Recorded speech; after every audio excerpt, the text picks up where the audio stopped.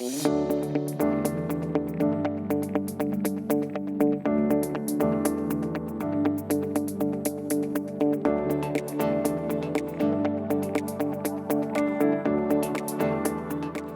thank you so much for joining me in the LSI studio today. Great to be here, Nick. Why don't you tell me a little bit about the work you're doing at FundamentalVR? Yeah, love to. Great to have the chance to talk to you about it.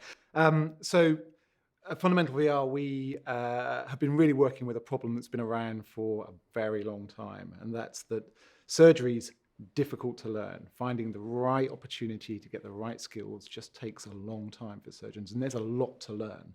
So what we do is we use virtual reality and something called haptics, which is the sense of touch, resistance, and weight. And we combine those together into a virtual experience that allows us to put surgeons, nurses, their teams together into a virtual operating room to collaborate, to learn, to understand, and to use that technology to really accelerate their learning curve around a device, a technique, a procedure, so that they can get faster down that competency and confidence learning curve. This is an educational tool, correct? Correct, yeah. And as an educational tool, it's great for a number of reasons, I imagine. It's probably far more cost-effective to train in VR versus training in an operating room or in even a simulated operating room. What was sort of the inception point for this, and could you walk me through the history of how you guys have started as a VR company and gotten to where you are today? Sure, yeah. There's as you said, there's a lot of pretty tangible benefits that come from using this type of technology. The key thing really here is the cost is not just financial. It's a human cost. Most learning happens in the operating room.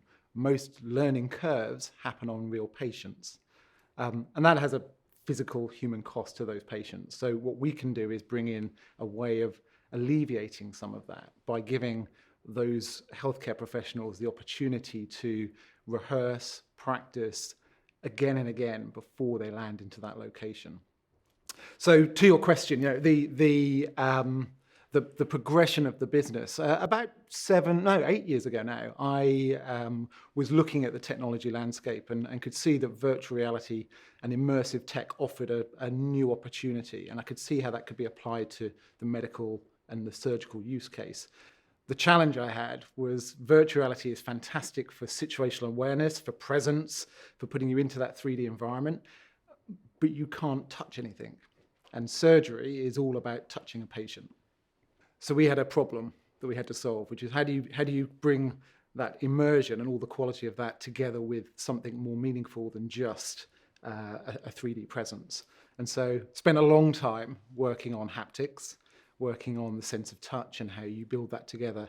So much so that today we've got a fully patented system we call the Haptic Intelligence Engine, which means if you're holding a virtual device, it can be grounded and give you force feedback and pushback as you would have with as you interact with a real human.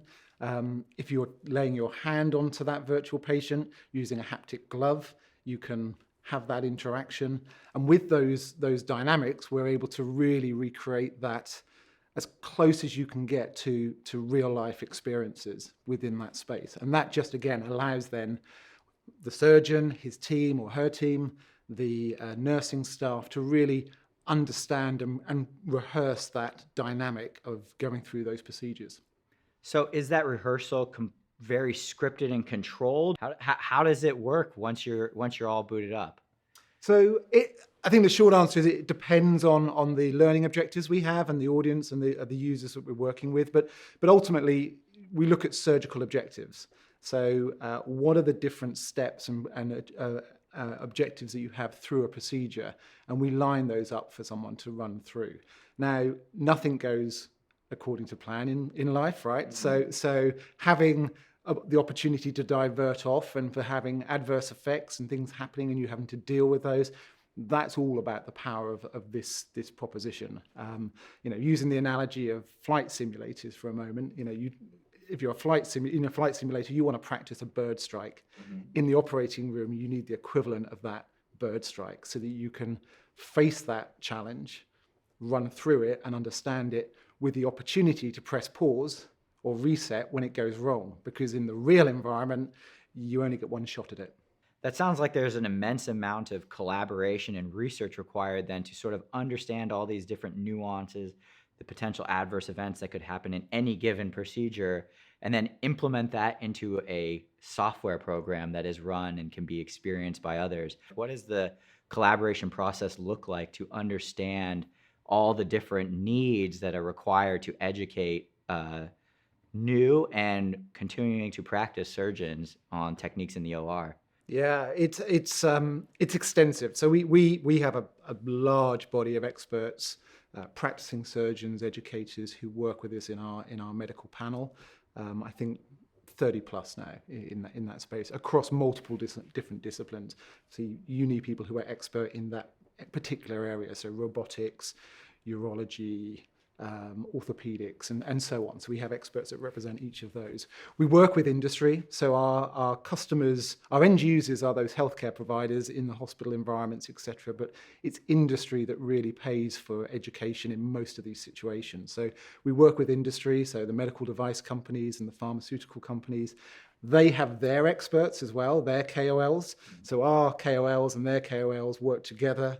We have an education team that's become really, really expert at deconstructing the process and the procedural interaction within a procedure, so that we can codify that, create the channels that are important in terms of the different outcomes, and also, again, really focus in on what's the key learning objective here, because most of our simulations are targeted at tenured surgeons. So this isn't early stage learning. This is, I know how to do a particular procedure, but there's a new technique, and it's that technique I need to learn. So we might not need to do the whole procedure.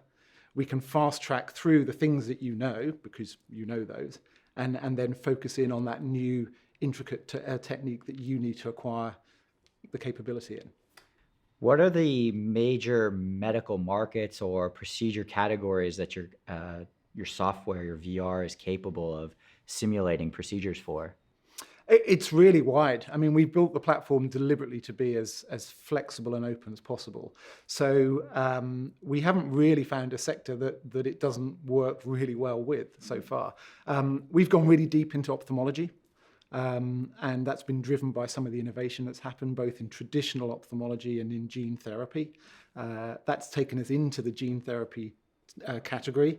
So gene therapy where there's a surgical intervention, where you need to place that gene therapy into the environment.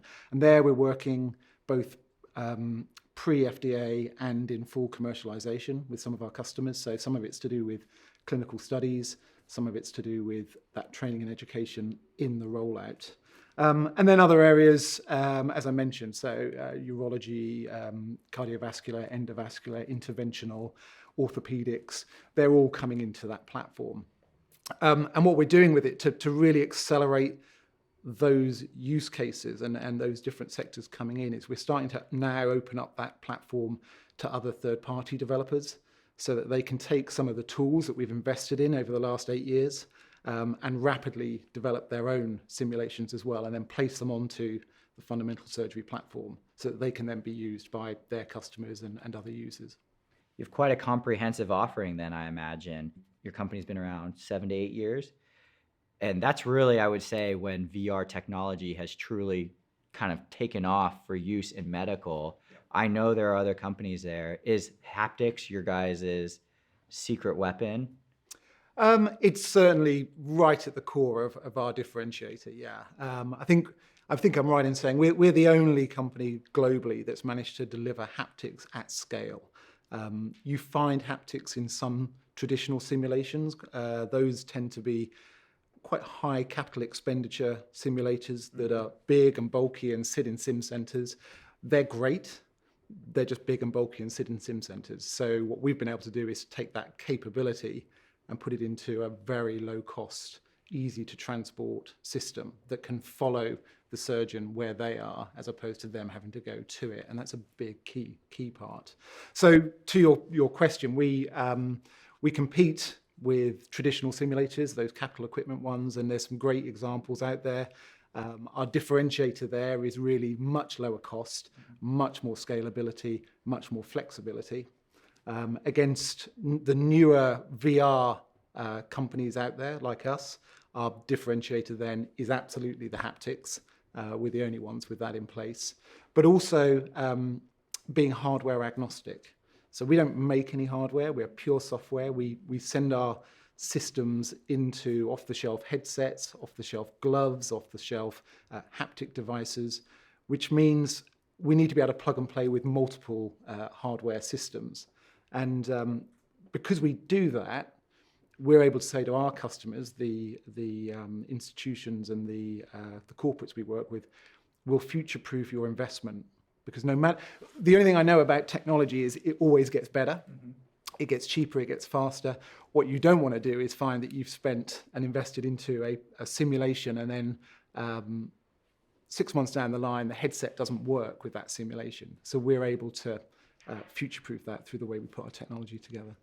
So anyone with the right equipment, and it sounds like it can, as you mentioned, it's device agnostic. So an Oculus headset, the hand headsets, the gloves you've mentioned, they can buy that, pick up this equipment, and then start training their surgeons in new techniques, how to prevent adverse events during surgery, just like that, once they get in touch with you guys?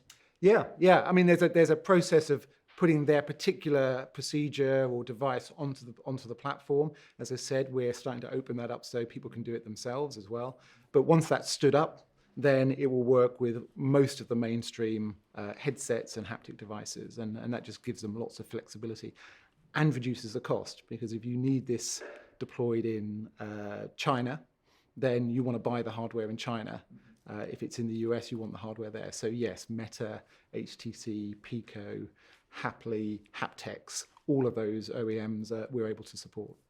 So you guys are a growing company, I imagine. What brings you to LSI?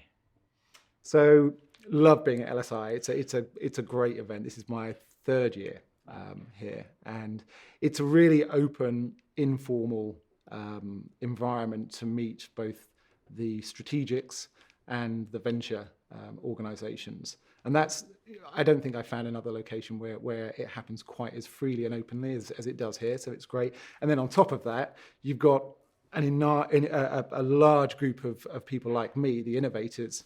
So just to catch up on what's happening, what's happening in new sectors, how that's coming through, it's a great opportunity to do all of those things. That's brilliant. Well, Richard, thank you so much for stopping by and telling me about the work you're doing at FundamentalVR. It's been a pleasure. Really good to see you. Thank you.